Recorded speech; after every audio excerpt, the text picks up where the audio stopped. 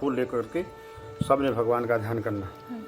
ओम हरि ओम महागणानां त्वा गणपति घुंगवामहि प्रियानां त्वा प्रियपति घुंगवामहि निधीनां त्वा निधिपति घुंगवामहि वशो मम आहम जानि ग्रवध्वं मा त्वमजासि ग्रवध्वं मा। श्रीमन्महागणाधिपतये नमो। भगवान श्री नारायण देवताय नमो। माँ सरस्वती का व्यासी का ध्यान करना।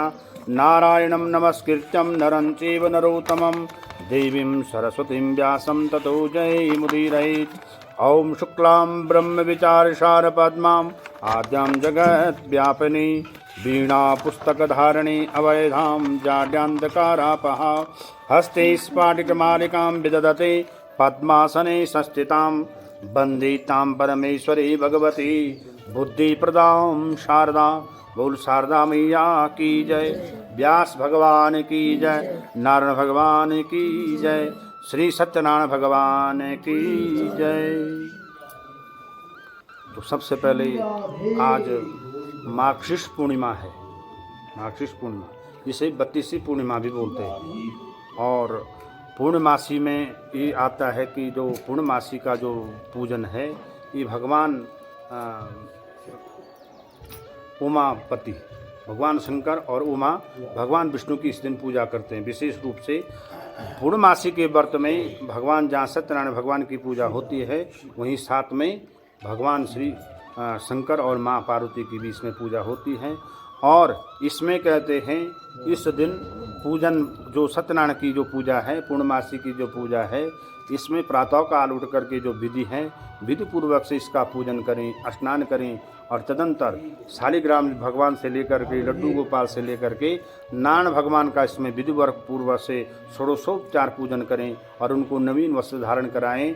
और तदंतर जब भी समय लगे व्रत रहते हुए सत्यनारायण भगवान का ध्यान करते हुए भगवान का जो अष्टाक्षर और द्वादशाक्षर मंत्र हैं उन मंत्रों का जाप करते रहें। और उसमें कहते हैं ये जो 32वीं पूर्णिमा मार्गशीर्ष पूर्णिमा है भगवान ने गीता में कहा है मासानम मार्गशीर्ष मासी, मैं महीनों में क्या हूँ मार्गशीर्ष का महीना हूँ। तो मार्गशीर्ष के महीने में जो है भगवान का पूजन अर्चन करने से मनोवांछित फल की प्राप्त होती है। भगवान से प्रार्थना करें हे भगवान हमारी सब मनोकामनाएं पूर्ण हो। व्रत करने के पश्चात विधि पूर्वक से भगवान का पूजन करें, पंचामृत से भगवान का स्नान करें, भगवान को नैवेद्य अर्पण करें और तत्पश्चात अपने बंधु बांधवों के साथ इसका पूजन करते हुए भगवान के गुणों का गान करें तो निश्चित ही इस पूर्णमासी के व्रत से हर मनोकामनाएं पूर्ण होती हैं। ये क्या है मार्गशीर्ष पूर्णिमा का महात्म्य है। अब सत्यनारायण की व्रत की कथा में आते हैं तो सबसे पहले भगवान सत्यनारायण का ध्यान करें। जैसे कि श्लोक में भी आता है कि सत्यम व्रतम सत्य परम च सत्यम सत्यस्य योनि निहितम च सत्यम सत्य सत्य त्रिसत्य निहितम सत्यात्मकम तम शरणम प्रपन्ना। भगवान सत्यनारायण जो हैं सत्य से परे नहीं हैं और उनका हम मन से अपने कर्म और वचन से तीनों प्रकार की मन कर्म वचन से हम उनका ध्यान करते हैं। हे भगवान आप आदि अनंत हैं और आपके गुणों का कोई पार नहीं है। हम आपको प्रणाम करते हैं, दंडवत प्रणाम करते हैं। हमारी मानसिक और शारीरिक कष्ट आपने दूर करना।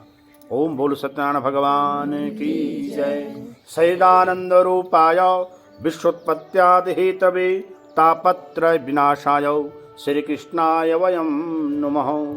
ये भागवत के पहले अध्याय महात्म्य का ये है, महात्म्य का पहला श्लोक है।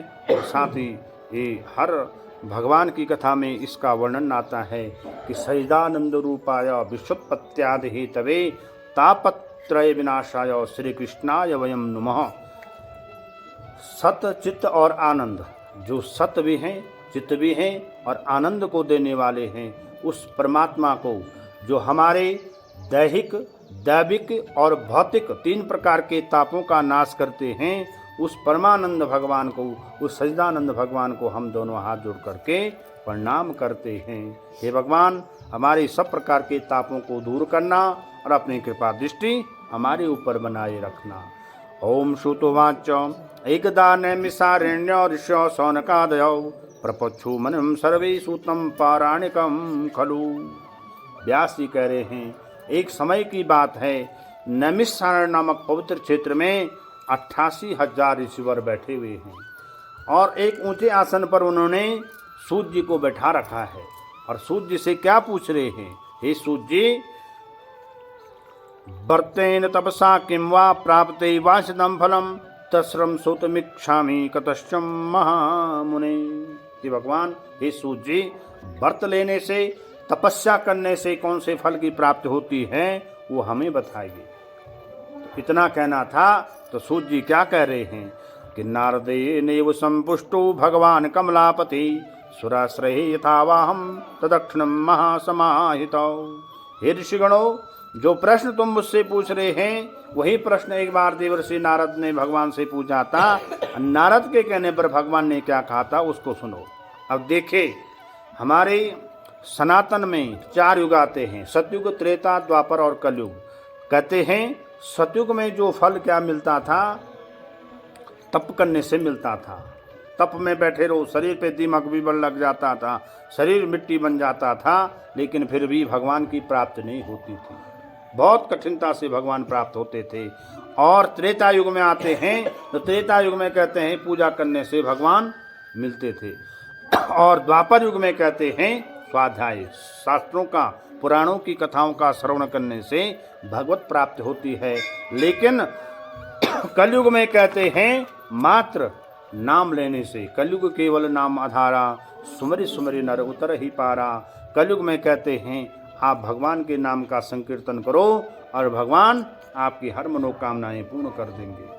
तो देवर्षि नारद ने इस कलिकाल में जब यहाँ पे भ्रमण करने के लिए आए और यहाँ पे देखा तो जैसे भी देखा उन्होंने, क्या देखते हैं इस पृथ्वी लोक पर, इस पृथ्वी लोक पर क्या है 84 लाख योनियां हैं।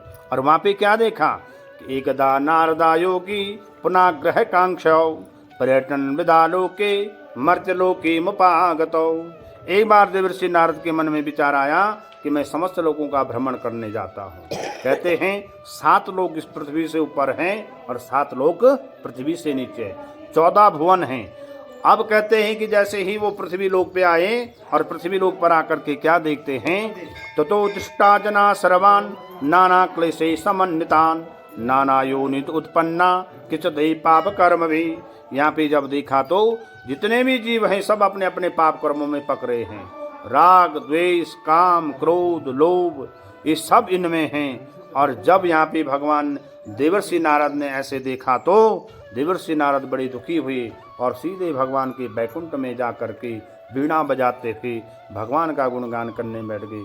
श्रीमन नारायण नारायण नारायण, श्रीमन नारायण नारायण नारायण, भजमन नारायण नारायण नारायण, लक्ष्मी नारायण नारायण नारायण, सत्य नारायण नारायण नारायण, बद्री नारायण नारायण नारायण, सत्य नारायण नारायण नारायण। ऐसे भगवान का गुणगान करते बैकुंठ में गए और बैकुंठ में जाकर के क्या देखते हैं, तत्र नारायणं देवं शुक्लवर्ण चतुर्भुजं शंखं चक्रम गदा पद्मं वनमाला विभूषितम्। ऐसे चतुर्भुज रूपी भगवान को देखा जिनके एक हाथ में शंख है, एक हाथ में चक्र है, एक हाथ में गदा है, एक हाथ में पद्म है और गले में सुंदर सी वनमाला विभूषित हो रही है और कंठ में कौस्तुभ मणि विराजित है। ऐसे भगवान को जब देखा तो सीधे प्रणाम किया, त्राहिमाम त्राहिमाम करने बैठ गए। और क्या कह रहे हैं नारद जी, श्री नारदोवाचो नमो वांगमति साति आज रूपाच शक्ति आज मत्यधीनाय निर्गुणाय गुणात्मनि सर्वेषामादिभूताय भक्तानाप्तिनाशिनीं सुत्वा सुतो ततो विष्णु नारदम प्रियभाषितौ। हे भगवान, मैं आपको दंडवत प्रणाम करता हूँ। आपका न आदि है, न मध्य है, न अंत है। देखिए भागवत में ये वर्णन आता है, आप लोगों ने भी सुना होगा, जब भगवान शिव पुराण में ये वर्णन आता है, जब शिवलिंग की स्थापना हुई, शिवलिंग प्रकट हुई और भगवान के अंश से ही ब्रह्मा जी और भगवान विष्णु का नारायण का प्रादुर्भाव हुआ, तो एक तरफ उसको ढूंढने के लिए कौन गए? ऊपर के मार्ग में कौन गए? ब्रह्मा जी गए, और नीचे की तरफ शिव जी भगवान विष्णु जी गए। और वहाँ पे कहते हैं उसका कोई अंतर किसी ने नहीं पाया। लेकिन वहाँ पे आप लोगों ने वर्णन सुना होगा कि वहाँ पे केतकी के फूल ने और भगवान ब्रह्मा जी ने वहाँ पे झूठ बोल दिया कि मैंने इसका अंत पा लिया। तो वहाँ से भगवान ब्रह्मा जी को पूजा, वहाँ पे कहीं भी सिर्फ हवन में पूजा वहाँ पे ब्रह्मा जी का होता है, अन्य जगहों पे भगवान ब्रह्मा जी का पूजन नहीं होता है। वो श्राप लग गया। तो कहते हैं भगवान का अंत कोई नहीं पा सकता है। कोई कहेगा कि मैंने भगवान की पूजा कर ली है, रात दिन में भगवान का जाप करता हूँ, वो उसके मन का क्या है? सिर्फ संशय है। भगवान कहते हैं कि मैं तो सिर्फ प्रेम से और श्रद्धा से ही प्राप्त होता हूँ। कहीं जा कर के भगवान उतने जल्दी नहीं मिलते हैं जितने अपने मन के अंतःकरण से भगवान का भजन करोगे तो भगवान तुरंत प्राप्त हो जाते हैं। भगवान आपका न आदि है न मध्य है, आप गुणों से भी परे क्या है? निर्गुणाकार है। हे प्रभु, हे भगवान, त्राहि माम, मैं आपकी शरण में आ रखा हूँ। और इतना कहना था, उस शेषनाग की सैया पर छेद सागर में भगवान जो ध्यान में लेटे हुए थे, अपने आंखें खोली और देवर्षि नारद से क्या कह रहे हैं?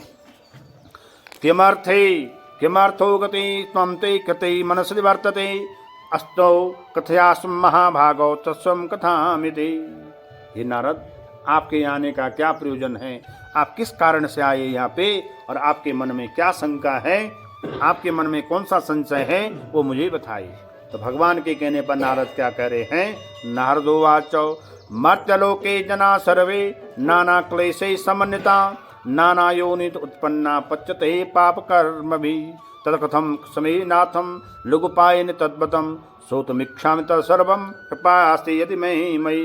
हे भगवान, मैं मर्त्यलोक में जैसे ही गया, मर्त्यलोक ये मनुष्य लोक है, इसमें इस मनुष्य लोक में कहते हैं कई अवगुण हैं, अवगुणों की खान है इसमें। और जब राजा परीक्षित के सामने कलयुग आया, और कलयुग को जब वहाँ पे अनेक प्रकार के दोष देखे, तो फिर भी उन्होंने उसको स्थान दे दिया।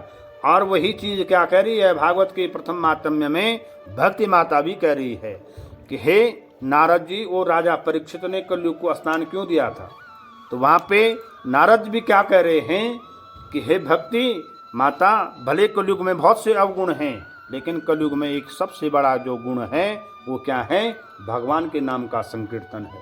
कोई पूजा नहीं करता है तब भी चलेगा, कोई पाठ नहीं करता है, कोई जप तप भी नहीं करता है, हवन भी नहीं करता है, ये क्या है? शरीर को शुद्ध करने की चीज़ें बताई गई हैं, करनी चाहिए जीवन में। लेकिन कलयुग में कहते हैं भगवान के नाम का संकीर्तन क्या है? सर्वोपरि है। जहाँ भी जाते हैं, आपकी कहते हैं भगवान के नाम में, चाहे वो शुद्ध अवस्था हो चाहे वो अशुद्ध अवस्था हो, सब प्रकार से भगवान के नाम का संकीर्तन होना चाहिए, भगवान के नाम का उच्चारण होना चाहिए। लेकिन हे भगवान, मैंने कलयुग में ये चीज़ नहीं देखी। और कहते हैं जहाँ पे भगवान का चिंतन नहीं होता है, भगवान के गुणों का गान नहीं होता है, वहाँ पे हमेशा दरिद्रता बनी रहती है, वहाँ पे हमेशा कष्ट आते हैं। जीवन में जिसके जीवन में भगवान कष्ट आते हैं, समझ लो वो भगवान के से क्या है? विमुख है, भगवान से दूर है। और इतना हे भगवान, कैसे ऐसे लोगों का दुख दूर हो जो लोग भगवान के विमुख रहते हैं, लेकिन सब पाने की इच्छा की कामना करते हैं। कोई ऐसा उपाय बताइए जिससे मनुष्य की सारी मनोकामनाएं पूर्ण हो। तो भगवान ने जब नारद के मुख से ऐसे सुना, तो भगवान क्या कह रहे हैं? श्री भगवान वाचौ साधु पुष्टम तया वत्सम लोकानुग्रह कांक्षौ यदि कृत्वा मुचते महात दक्षिणम बदामि ते, व्रतमस्ति महत्पुण्यम स्वर्गे मर्ते च दुर्लभम तस्मै मया वत्सम प्रकाशम कृते दुनम। हे नारद, तुमने दूसरे की भलाई के लिए बहुत अच्छा प्रश्न किया है। अपने लिए तो सभी जीते हैं, लेकिन जो दूसरे के लिए भी सोचता है वो क्या है? संत है, वो साधु पुरुष है। ऐसा नहीं कि चोला धारण कर रखा है, वो संत की परिभाषा वो नहीं है। संत की परिभाषा है अपने लिए तो सब सोचे, लेकिन दूसरे के लिए भी सोचे, वही क्या है, संत है। अरे हे नारद, तुमने बहुत अच्छा प्रश्न किया है। मेरे नाम का व्रत है, व्रतमस्ति महत्पुण्यम, मेरे नाम का व्रत है और उस व्रत का नाम क्या है, सत्यनारायण का व्रत। इसको जो भी मनुष्य इस सत्यनारायण के व्रत को करेगा वो सारे बंधनों से मुक्त हो जाएगा, उसकी समस्त मनोकामनाएं पूर्ण हो जाएंगी और उसको जो भी इच्छा होगी उन इच्छाओं की पूर्ति हो जाएगी। इतना कहना था भगवान से नारद जी पुनः कहते हैं, किम फलम किम विधानम च कृतम केनैव तद्व्रतम तस्रम विस्तदा ब्रूहि कथा कार्यम हितव्रतम। ये प्रभु, इस व्रत का क्या विधान है, क्या फल है और कैसे ये व्रत किया जाता है, इसमें क्या चीजें अर्पित की जाती है वो बताइए। अब देखिए, हर व्रत का एक विधान होता है। अब जैसे व्रत के विधान के बारे में कहा गया है कि एक जो व्रती हैं वो प्रातःकाल ब्रह्म मुहूर्त में उठे, सबसे पहले नित्य क्रिया आदि स्नान करे और सबसे पहले भगवान सूर्यनारायण को अर्घ्य दे और उसके बाद अपने घर में जो भगवान के जो शालिग्राम जी हैं या लड्डू गोपाल हैं उनका पूजन करें, उनको नवीन वस्त्र धारण कराएं और तदंतर अपराह्न काल या जब भी समय लगे उस समय भगवान का षोडशोपचार पूजन करें, पंचामृत से भगवान का स्नान करें, शालिग्राम का चूर्ण या फिर आटे के चूर्ण से भगवान को भोग लगाएं, अनेक प्रकार के फलों को भगवान को अर्पित करें और तदंतर अपने रंबा फल केले के फलों का भी भोग लगाएं और तदंतर अपने पारिवारिक जनों के साथ भगवान के गुणों का गान करें। निश्चित ही इस विधि से जो भगवान की कथा करते हैं, व्रत करते हैं, कलयुग में उसके सारे मनोरथ पूर्ण हो जाते हैं, इसमें किंचित भी संदेह नहीं है। बोल सत्यनारायण भगवान की जय। ओम श्री स्कंद पुराणे रेवार खंडे सत्यनारायण व्रत कथायां प्रथमोपरायणम अच्युतम केशवम राम नारायणम कृष्णदामोदरम वासुदेवम हरिम श्रीधरम माधवम गोपिकावल्लभम जानकी नायकम श्रीरामचंद्रम भजे श्रीकृष्णचंद्रम भजे। बोल सत्यनारायण भगवान की जय, लक्ष्मीनारायण भगवान की जय, उमापति महादेव की जय, द्वारिकाधीश भगवान की जय, श्री जगन्नाथ भगवान की जय, बांके बिहारी लाल की जय, बद्रीनारायण भगवान की जय। ओम सूतोवाच अन्यतां संप्रवक्ष्यामि कृतं येन पुरादुजौ कथितं कास्परेरं मे हासुदप्रोत निर्धनं सुतभङ्गा व्याकुलो भूत्वा नित्यं ब्रह्माभूतले दुखितं ब्राह्मणं दृष्टा भगवान ब्राह्मण प्रिय। सूत जी ने आगे कहा, हे ऋषिगणों, मैं इस कथा का और तुम्हें वृत्तांत सुनाता हूँ। एक कहते हैं काशी नगरी में एक ब्राह्मण थे, अपने हाथ पे कमल रखना और अपने कंधे पे थैला रखना और भिक्षा से अपना जीवन यापन करते थे। और ब्राह्मण को ऐसे दुखी देखा तो भगवान ब्राह्मण को दुखी देख करके स्वयं भी दुखी हो जाते हैं। अगर ब्राह्मण सदाचारी हो तो भगवान कह रहे हैं मैं उस ब्राह्मण का भी कल्याण कर देता हूँ। देखिए गीता में भगवान ने क्या कहा है कि विप्र प्रसादा धरणी दरोहम विप्र प्रसादा अजिता जितोहम विप्र प्रसादा कमलाबरोहम विप्र प्रसादा मम राम नामम। हे अर्जुन, मैं ब्राह्मणों के आशीर्वाद से अजिता जितो हम हूँ, अजिता यानी अजन्मा हूँ, और ब्राह्मणों के ही आशीर्वाद से मुझे लक्ष्मीपति होने का सौभाग्य मिला है। और ब्राह्मणों के ही आशीर्वाद से मैं क्या हूँ, मेरा नाम राम पड़ा, और ब्राह्मणों के ही आशीर्वाद से मैंने इस पृथ्वी को धारण कर रखा है। इसलिए ब्राह्मण के आशीर्वाद से ही मैं आज भी यहाँ पे क्या करता हूँ, अपने इस कार्य को चलाता हूँ। और ब्राह्मण को दुखी जब देखते हैं भगवान तो स्वयं भी दुखी हो गए और स्वयं वृद्ध ब्राह्मण का रूप धारण करके उनके पास आते हैं और क्या पूछ रहे हैं, किमर्थम भ्रमणे विप्रम महि नित्यम दुखितम तत्सर्वं श्रोतुमिच्छामि कथत्याम द्विज उत्तमम। हे ब्राह्मण, हे द्विज, आप क्यों रोज पृथ्वी पर घूमते रहते हो, रोज दुखी रहते हो, अपने मन की बात मुझे बताइए। तो वृद्ध रूपी भगवान वो गरीब ब्राह्मण क्या कह रहे हैं कि ब्राह्मणो अति दरिद्रोहम भिक्षार्थम मैं बहिम उपायाम इति जानाति कृपयाम कथमम प्रभो। हे भगवान, हे ब्राह्मण देव, मैं गरीब हूँ, भिक्षा से अपना जीवन यापन करता हूँ। अगर इस जीवन यापन करने के लिए कोई आपके पास कोई सरल उपाय है तो मुझे बताइए। तो भगवान रूपी वृद्ध ब्राह्मण कह रहे हैं, हे ब्राह्मण देव, अगर तुम सत्यनारायण के व्रत को करोगे तो वो सारे मनोरथों को देने वाला है। सारा विधान बता दिया, इस व्रत को कब करना चाहिए, या तो पूर्णमासी को या फिर संक्रांति को, या फिर कभी भी समय लगे। भगवान के नाम में ये नहीं देखना चाहिए कि कौन से समय में हमने भगवान का पूजन करना चाहिए। जब भी कभी समय लगे उसी समय क्या करना चाहिए, भगवान का पूजन करना चाहिए। लेकिन सत्यनारायण के व्रत में कहते हैं पूर्णमासी और संक्रांति विशेष दिन माने गए हैं।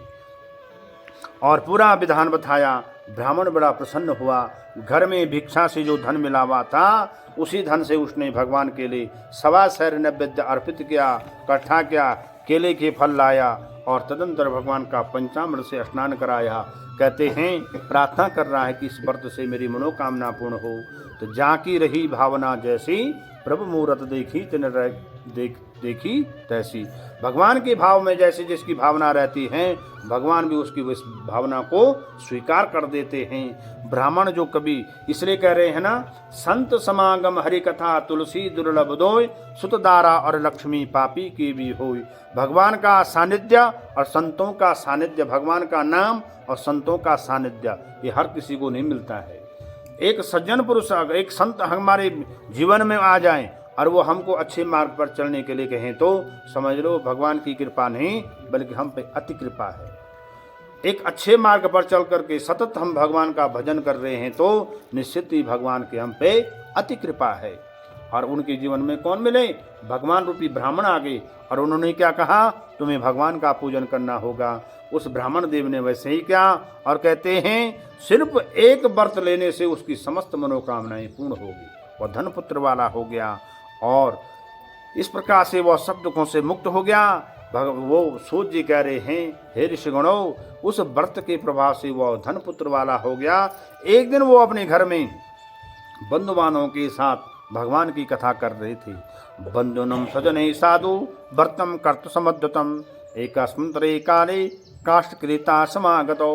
अपने बंधु बांधवों के साथ भगवान की कथा कर रहे थे और उसी समय एक लकड़ी बेचने वाला लकड़ी का बोझ घर के दरवाजे के बाहर रखा और ब्राह्मण के घर में प्यास लगी हुई थी, पानी मांगने के लिए गया। लेकिन वहाँ देखा तो बहुत सारे लोग वहाँ पे कथा सुन रहे हैं, बैठे हुए हैं। उसको कुछ भी पता नहीं चला ये क्या होता है, क्योंकि वो अनभिज्ञ था उन चीज़ों से। जब कथा संपन्न हुई, विप्र ने, ब्राह्मण ने उसको भी चरणामृत और प्रसाद दिया तो वह ब्राह्मण से क्या कहता है कि प्रणिपत्यम द्विजम प्राह केवदम किनते त्वया कृतम में फलमाप्नोति विस्तरादम में प्रभो। हे भगवान, आपको हाथ जोड़ करके प्रणाम है। हे ब्राह्मण देव, आप यो क्या करते हैं और इसको करने से कौन से फल की प्राप्त होती है, मुझे बताइए। तो ब्राह्मण ने कहा कि सत्यनारायण देवेशम व्रतम सर्वेश्वर्यप्रदम तस्य प्रसाद में सर्वम धन धान्यादिकम महतम। आइए जो तुम मेरे सब देख रहे हैं, धन धान्य देख रहे हैं, ये सब इसी व्रत के तो प्रभाव से है। मैं भी पहले ऐसा निर्धन था, लेकिन मैंने जब ये व्रत किया तो मैं भी क्या हो गया, वैभव वाला हो गया।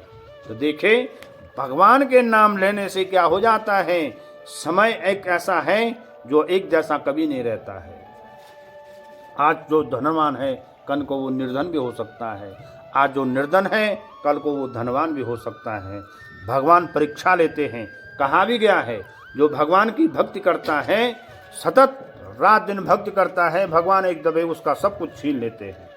परिवार वाले उसे पागल बोलते हैं, बंधु बांधव भी उसे छोड़ देते हैं, लेकिन ये उसमें निर्भर करता है।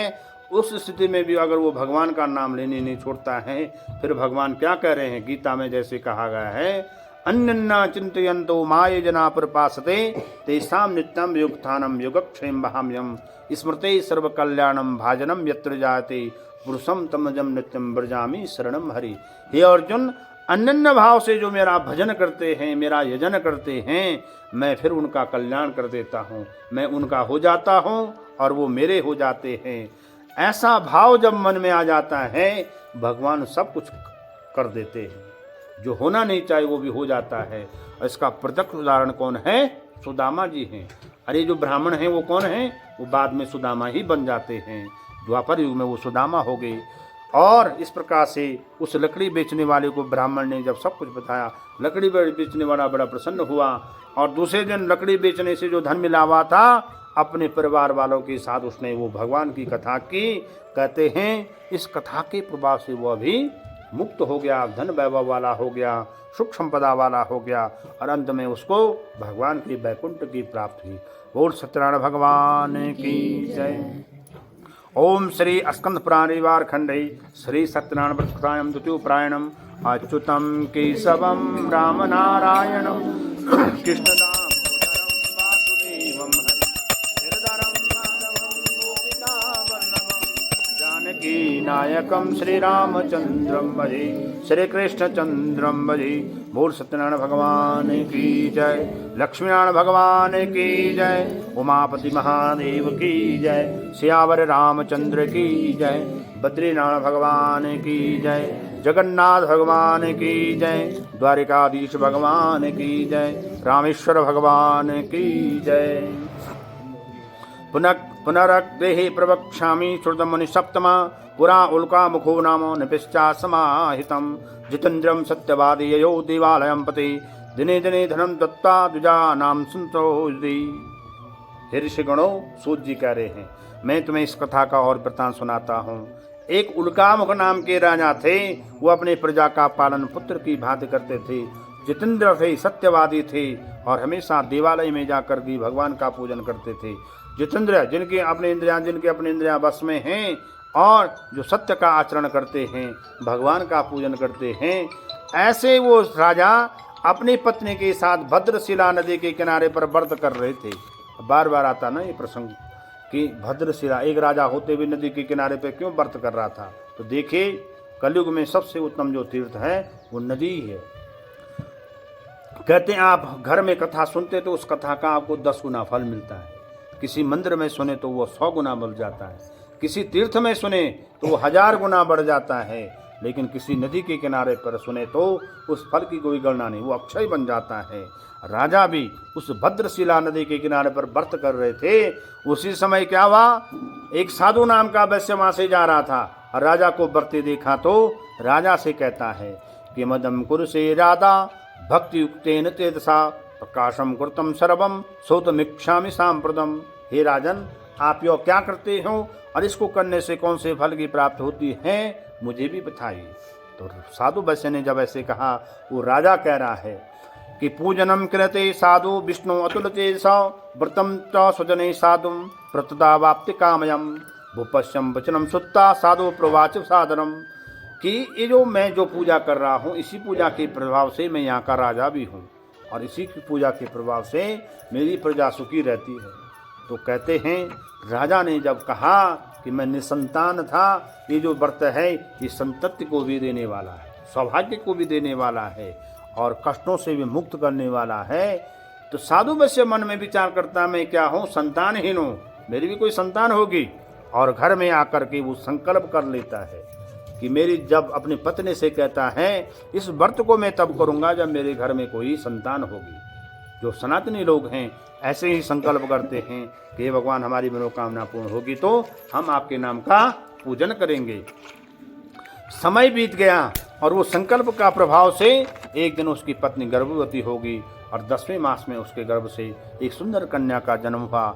और नामकरण, देखिए नामकरण कितने दिन में होता है, 11वें दिन में होता है। नामकरण था उस दिन और नामकरण हो गया।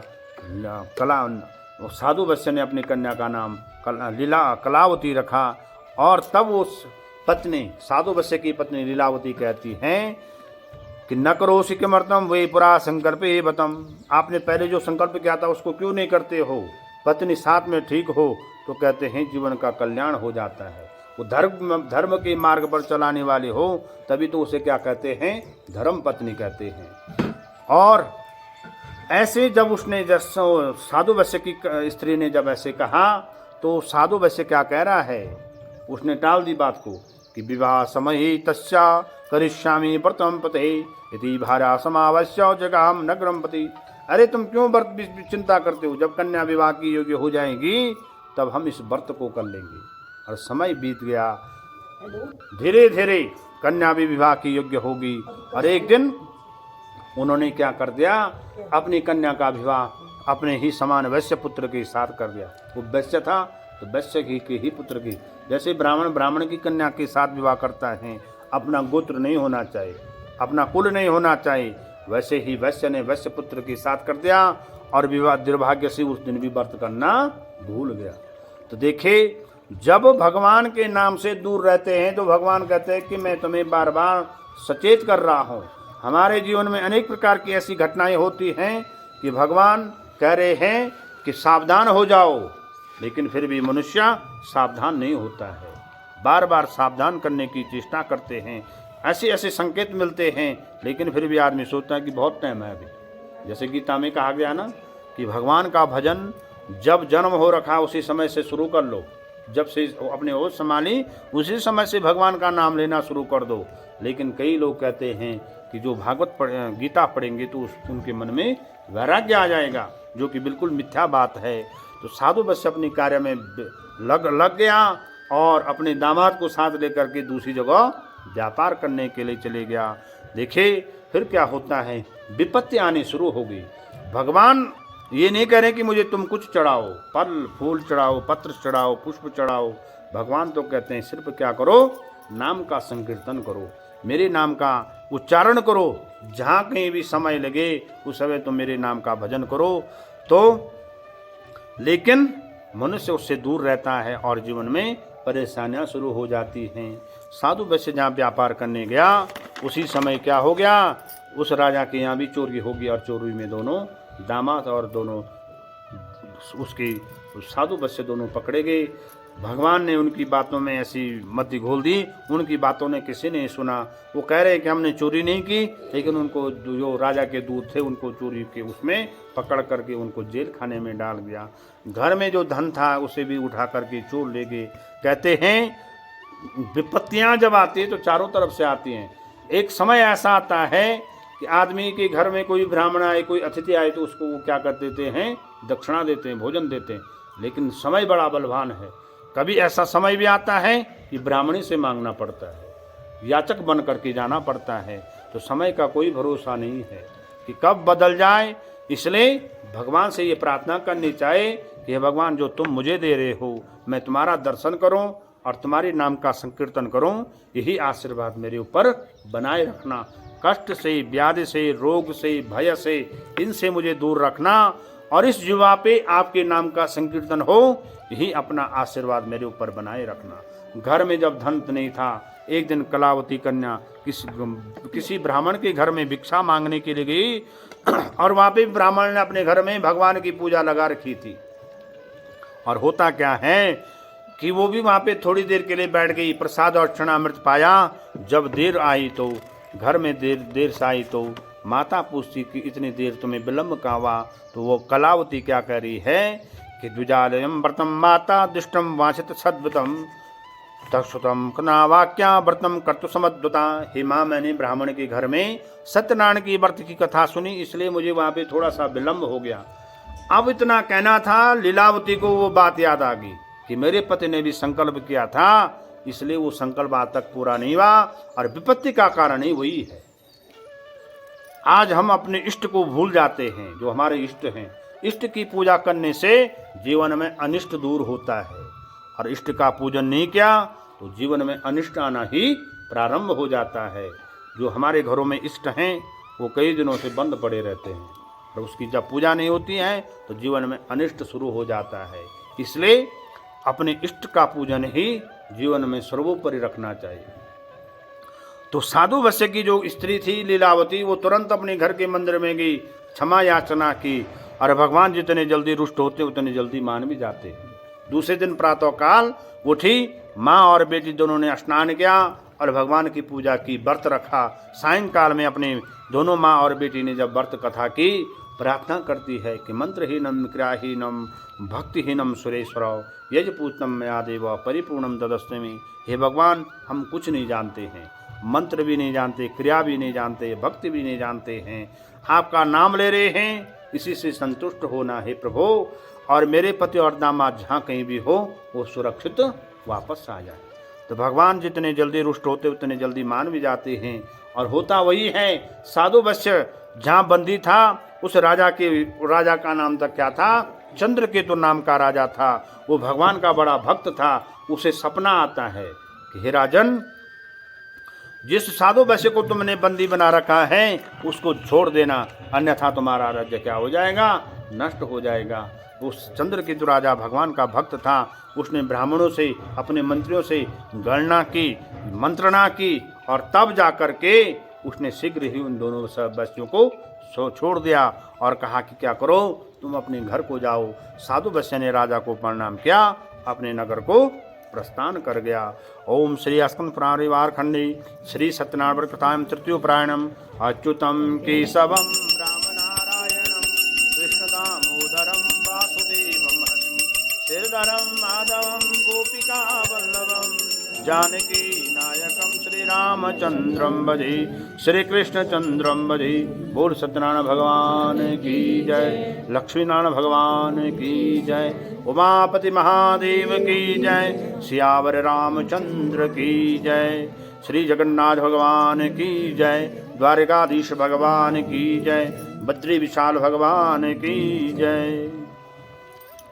यात्रांतम कृतवानम च सादर मंगल पूर्वकाम ब्राह्मणेभ्यो धनम दत्ता ततम तुम नगरम ययौ। अब यात्रा करने के लिए प्रारंभ की उसने, और भगवान फिर परीक्षा लेने के लिए आ गए। और जब आ गए तो इस समय किस रूप में आ गए, दंडी के रूप में, साधु के रूप में आ गए। और जब आए तो कहते कि तुम्हारी नाव में क्या है। तो साधु वैसे मन में विचार करता है, एक तो इतने दिन में यहाँ पे जेल खाने में रहा, अगर ये संत कहेगा कि मुझे भी कुछ धन दो तो अब आधा धन इसको देना पड़ेगा, मैं तो घर खाली चले जाऊंगा। तो साधु वैश्य ने तुरंत क्या झूठ बोल दिया कि मेरी नाव में क्या है, घास और पत्ते हैं। और भगवान कह रहे हैं, तुलसीकृत रामायण में आया है कि निर्मल जन मोहि सोई भावा, मोहि कपट छल छिद्र न भावा। मुझे तो निर्मल हृदय वाले अति प्रसन्न चित्त होते हैं, मैं उनसे, छल और कपट वाले मुझे बिल्कुल प्रिय नहीं हैं। चाहे वो कितना भी बड़ा ज्ञानी हो, कितना भी बड़ा शास्त्रार्थ वाला हो, लेकिन अब उसके मन में कपट है तो वो कुछ भी नहीं, वो जीरो है। और जो बिल्कुल निर्मल भाव वाले हैं कि भगवान मेरे पास कुछ नहीं है, मैंने जो पूजा अर्चना की है उसे स्वीकार करो, उसको अर्पण स्वीकार करो, तो भगवान कहते हैं मैं उसे अति स्वीकार कर देता हूँ। और इसका प्रत्यक्ष उदाहरण है तुलसीकृत रामायण में माँ सबरी। भगवान उसके जूठे बेर खिला रहे हैं और लक्ष्मण जी को उसको घृणा आ रही है, लेकिन भगवान कहते हैं मैं उस माँ के निर्बल भाव को देख करके अति प्रसन्न हूँ। साधु वैश्य के मन में कपट था, झूठ बोल दिया। भगवान ने कहा सत्य हो, तुम्हारा वचन जैसा वो सत्य हो। और जब हाथ मुंह धोए और नाव के समीप आया तो नाव में क्या देखे, घास और पत्ते देख ले, मूर्छित हो गया और वहीं पे गिर पड़ा।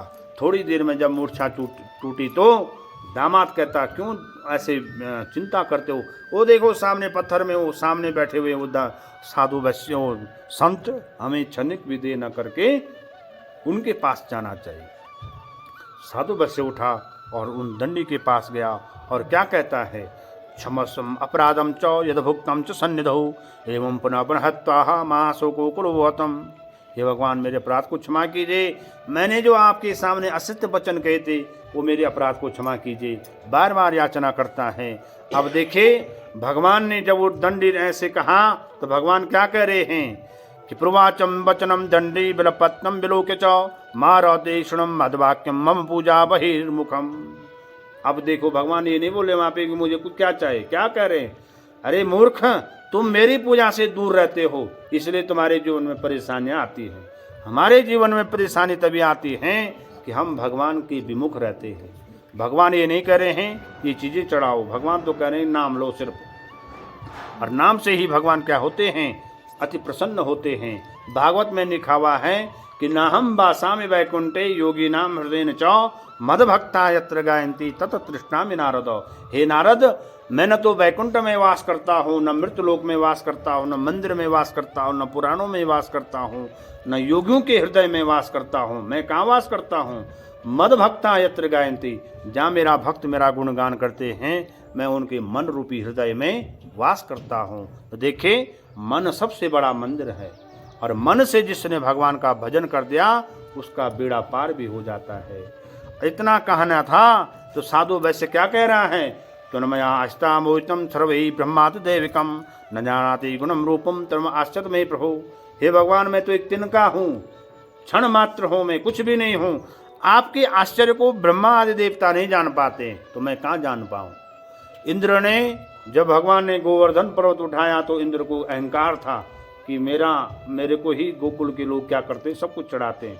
अरे भगवान ने इंद्र को दिखाने के लिए अपनी बाएं हाथ की छोटी सी उंगली पे पूरा गोवर्धन खड़ा कर दिया और इंद्र का घमंड चूर कर दिया, जबकि वो क्या थे, देवताओं के राजा थे। वैसे ही हे भगवान, मैं तो कुछ भी नहीं हूँ, क्षण मात्र हूँ, मेरा जैसा धन था वैसे कीजिए।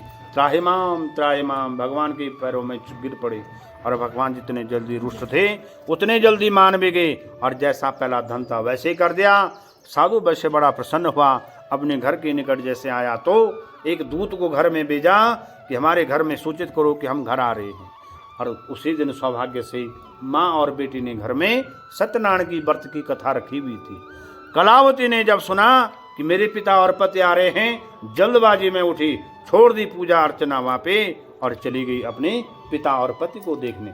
कहीं भी कोई पूजा होती है उसको अधूरा नहीं छोड़ना चाहिए। अब देखिए, हम लोग यहाँ पे बैठे हुए कथा सुन रहे हैं और कथा सुनने के बाद अगर इत्फाकन हमने चरणामृत और प्रसाद नहीं लिया तो कहते उस कथा का फल हमको बिल्कुल भी प्राप्त नहीं होगा। और एक आदमी कथा संपन्न हुई तब आया, उसने सिर्फ चरणामृत और प्रसाद लिया, कहते उस पूरी कथा का फल और प्रसाद का उसका फल उसको प्राप्त हो जाएगा। तो यानी भगवान का जो चरणों का अमृत है।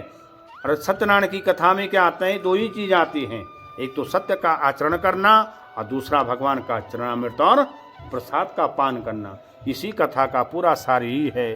साधु वैश्य की कन्या ने जब वहाँ पे गई और अपने पति को नहीं देखा तो रोने बैठ गई, पुनः चिल्लाने बैठ गई। तो साधु वैश्य भी कहता है, हे भगवान, अब ऐसा कौन सा अपराध हो गया जिससे मेरा दामाद यहाँ से अदृश्य हो गया है। कहते उसी समय आकाशवाणी होती है, हे साधु वैश्य, इसमें तुम्हारा दोष नहीं है, तुम्हारी कन्या का दोष है। इसने प्रसाद और चरणामृत का त्याग किया है, इसलिए इसका पति अदृश्य हो गया है। कलावती ने इतना सुनना था, घर में गई, घर में जो पूजा रखी हुई थी उस पूजा को विधिपूर्वक से किया, चरणामृत और प्रसाद ग्रहण किया। तो जैसे ही वो नदी के समीप नाव में देखती है उसका पति उसी नाव में बैठा हुआ है। बड़ी प्रसन्न हुई, भगवान का धन्यवाद किया और साधु वैश्य भी बड़ा प्रसन्न हुआ।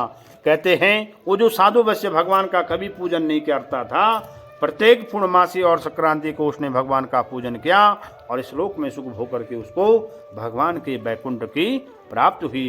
बोल श्री सत्यनारायण भगवान की जय। ओम श्री अस्मत्पुराण खंडे श्री सत्यनारायण कथायां चतुर्थोपरायणम अच्युतम केशवम राम नारायणम कृष्ण दामोदरम वासुदेवम श्रीधरम माधवम गोपिका वल्लभम जानकी नायकम श्री रामचंद्रम भजे श्री कृष्ण चंद्रम भजे। बोल सत्यनारायण भगवान की जय, लक्ष्मीनारायण भगवान की जय, उमापति महादेव की जय, शंकर भगवान की जय, बद्री विशाल भगवान की जय, द्वारिकाधीश भगवान की जय, जगन्नाथ भगवान की जय, रामेश्वर भगवान की जय, बांके बिहारी लाल की जय। अन्यथां प्रवक्ष्यामि श्रुतम निषप्तमा पुरावल कामको नामो निपिच्चा समाहितम। ऋषिगणों, एक तुंगजद नाम के राजा थे। वो प्रसाद को त्यागने से ही क्या हुए, उनको कष्ट मिला। कहते एक समय की बात है, वो राजा वन में शिकार खेलने के लिए गए और जब शिकार नहीं मिला तो वापस अपने घोड़े में बैठ करके आ रहे थे। एक बट वृक्ष के नीचे ग्वाल बाल भगवान का पूजन कर रहे हैं और उन्होंने क्या किया, भगवान का जब पूजन कर रहे थे उन ग्वाल बालों ने राजा को देखा।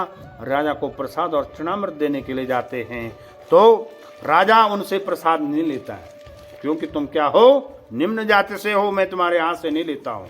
और कहते हैं घर में आया तो घर का कहीं पता ही नहीं है, पूरा राज्य नष्ट हो गया। बड़े बड़े महल भी ढह जाते हैं जो भगवान के विपरीत कार्य करता है। देखिए, कहीं पे भंडारा हो, कहीं पे भगवान की पूजा हो, वहाँ भले ज़्यादा ना हो लेकिन वहाँ से पुष्प लेकर के जरूर आना चाहिए।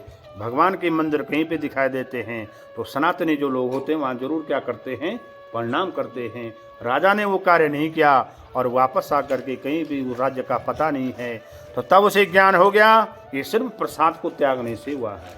पुनः उस स्थान पे जाता है जहाँ पे वो ग्वाल बाल पूजन करते थे, वहाँ पे जाकर के विधि पूर्वक से भगवान का पूजन किया, कथा सुनी, चरणामृत और प्रसाद पाया, और तब जाकर के वापस जब घर आया तो कहते हैं उसका राज्य वैसे के वैसे उसे प्राप्त हो गया। तो भगवान सूत जी कह रहे हैं, हरिषगणों, ये जो सत्यनारायण का व्रत है सभी मनोरथों को पूर्ण करने वाला है। जो सच्चे मन से भगवान का पूजन करते हैं, जो सच्चे मन से भगवान की कथा सुनते हैं, जो सच्चे मन से भगवान का व्रत करते हैं, उनकी सब मनोकामनाएं सत्यनारायण भगवान पूर्ण कर देते हैं। यादम कुरुते सत्यम व्रतम परम दुर्लभम, शृणोति कथा पुण्यम भक्तियुक्तम फलप्रदम। ये जो भगवान सत्यनारायण का व्रत है बड़ा ही क्या है, परम दुर्लभ है। धन वाले को, धनहीन को धन दे देता है, बंधन वाला बंधन से छूट जाता है, और दरिद्रता से दूर हो जाता है। संततहीन, जो जिनकी संतान नहीं है उनको संतान की प्राप्ति हो जाती है। इसमें किंचित भी संदेह नहीं है, क्योंकि क्या है, विश्वासो फलदायक। भगवान विश्वास से ही फल देते हैं, और भगवान के प्रति जब विश्वास है, भगवान उस विश्वास को कभी टूटने भी नहीं देते। इसलिए भगवान के विश्वास रखो। आज तो हे भगवान, भगवान के घर देर है लेकिन अंधेर नहीं है। भगवान एक दिन कल्याण कर देते हैं, लेकिन भगवान के नाम पे विश्वास होना बहुत जरूरी है। और एक दिन नहीं, कई साल लग जाते भगवान के नाम लेने पर, तब जाकर के भगवान पहले परीक्षा लेते हैं, तब जाकर के मनोकामना पूर्ण कर देते हैं। सत्यनारायण का व्रत जिन्होंने पहले किया है उनका सुनो। जो पहले अध्याय में आता है, वो जो ब्राह्मण थे जो भिक्षा मांगते थे, वो द्वापर युग में सदानंद नाम के ब्राह्मण थे। वो द्वापर युग में क्या बने, सुदामा बने। और सुदामा क्या थे, भगवान कृष्ण के मित्र थे। रात दिन भगवान का पूजन करते थे, और अंत में भगवान ने उनको ऐसा वैभव दे दिया, अपना घर परिवार भी पहचानना भूल गई। तो ऐसा वैभव भगवान तब देते हैं जब दरिद्रता में भी, कठिन कष्ट में भी भगवान का भजन नहीं छोड़ा जाता है। देखे, जब भगवान श्री कृष्ण हस्तिनापुर छोड़ करके जा रहे थे और पांचों पांडवों से मांग रहे थे तुम्हें क्या चाहिए, युधिष्ठिर ने भी मांगा, द्रौपदी ने भी मांगा, अर्जुन, भीम, नकुल, सहदेव ने भी मांगा। दरवाजे पे खड़ी माँ कुंती थी, कुंती को भी पूछा कि हे बुआ तुम्हें क्या चाहिए, तो कुंती क्या कह रही है, विपदो नैव विपदो संपदो नैव संपदो। हे भगवान मुझे विपत्ति चाहिए। पूछा क्यों, कि हे भगवान मुझे विपत्ति इसलिए चाहिए कि मैं, अगर मुझे सब कुछ मिल जाएगा तो मैं आपका नाम लेना भूल जाऊंगी, इसलिए मुझे कष्ट चाहिए। और कष्ट में जो भगवान का मन से भाव निकलता है वो कहते सुख में नहीं निकलता है। तो इतना कहना था, भगवान गदगद हो गई और कहते हैं कि हे बुआ वो तो नहीं कर सकता हूँ, लेकिन ये आशीर्वाद जरूर दे सकता हूँ कि आपका जो मन है हमेशा मेरे में लगा रहे। तो वही बात, इतनी विपत्तियां आई सुदामा के जीवन में, लेकिन भगवान का नाम नहीं छोड़ा। अंत में भगवान ने उनका कल्याण कर दिया। और लकड़ी बेचने वाला जो था वो भिल्ल घोराज हुए। भगवान श्री राम जब वन को गए तो वहाँ पे भगवान की सेवा अर्चना की, उनका भाव क्या, और उनकी जब सेवा की तो भगवान ने उनको भी मुक्त कर दिया। और जो राजा नदी के किनारे पर व्रत करते थे वो राजा क्या बने, राजा दशरथ बने। अपने पहले गुरु की सेवा की, फिर उनके घर में भगवान राम ने जन्म लिया। राजा दशरथ को भी क्या मिला, उनको भी मुक्ति मिल गई। और जो साधु नाम का वैश्य था वो मोरत ध्वज हुए, अपने पुत्र का दान करने से उनको भी मोक्ष की प्राप्ति हुई। और जिस राजा ने व्रत प्रसाद का त्याग किया था वो राजा स्वयं वो मन हुए, और जहाँ जहाँ भी भगवत की कथा होती थी उसका वो प्रचार करते थे, और इस प्रकार से उनको भी भगवान की परम धाम को मिला प्राप्त हुआ। तो कहते हैं सत्यनारायण की व्रत की जो कथा है, उनका जो पूजन है, मन क्रम वचन से जो भगवान का पूजन करते हैं और भगवान के नाम का संकीर्तन करते हैं, भगवान का जो चतुर्भुज रूप है उस रूप का अपने मन में स्मरण करते हैं, उनकी समस्त मनोकामनाएं पूर्ण हो जाती हैं। और सत्यनारायण भगवान की जय। ओम श्री स्कंद पुराणे वारखंडे श्री सत्यनारायण कथायां पंचमो अध्याय। ओम पूर्णमदा पूर्णमिदं पूर्णात् पूर्णमुच्यते पूर्णस्य पूर्णमादाय पूर्णमेवावशिष्यते। और सत्यनारायण भगवान की जय।